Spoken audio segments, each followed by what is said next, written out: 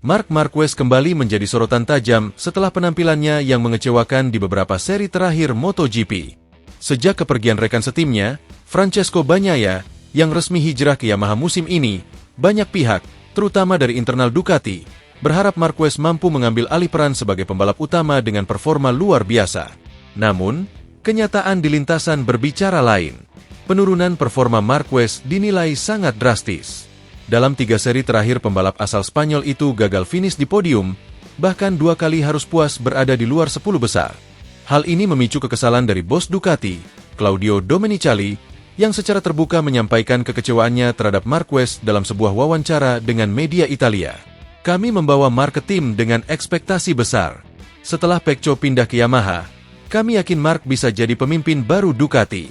Tapi kenyataan yang terjadi justru mengecewakan. Ini bukan performa juara dunia, ujar Domenicali dengan nada tajam.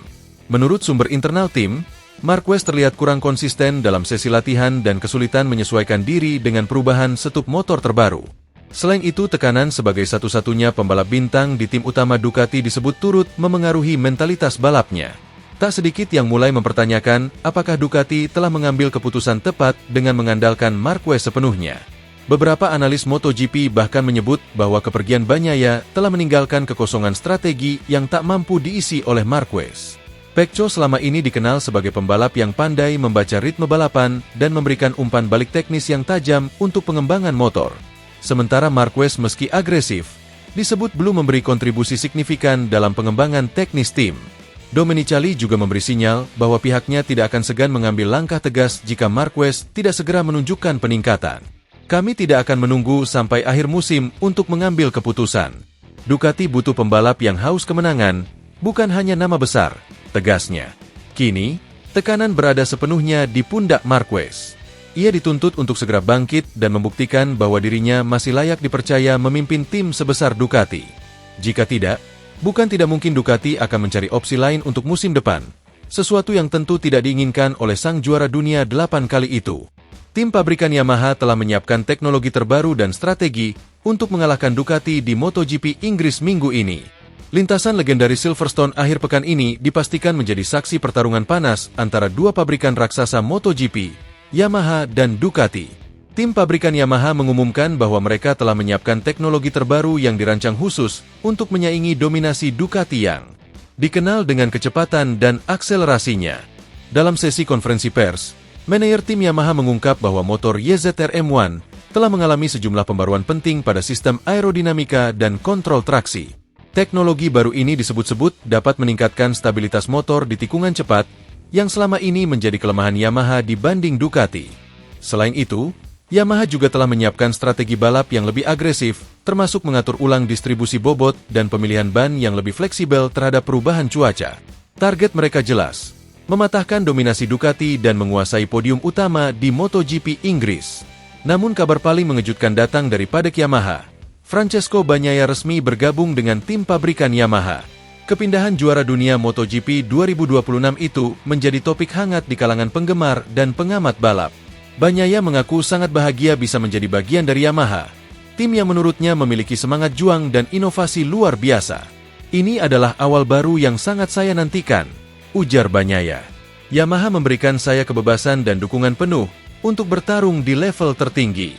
Dan jujur saya sangat ingin mengalahkan Marc Marquez, rival saya saat ini yang selalu memberikan tekanan luar biasa. Kepindahan Bagnaia ke Yamaha juga disebut-sebut sebagai bagian dari strategi besar tim Jepang tersebut untuk kembali mendominasi MotoGP.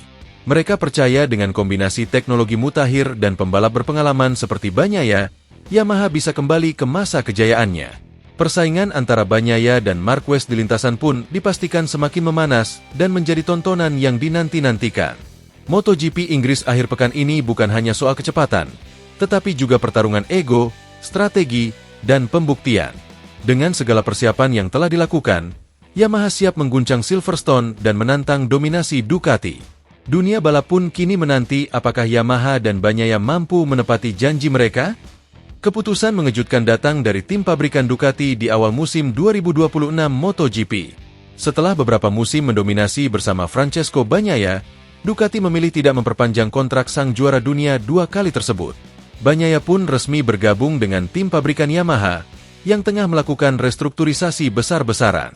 Keputusan ini menuai sorotan luas dari pengamat dan penggemar balap motor di seluruh dunia.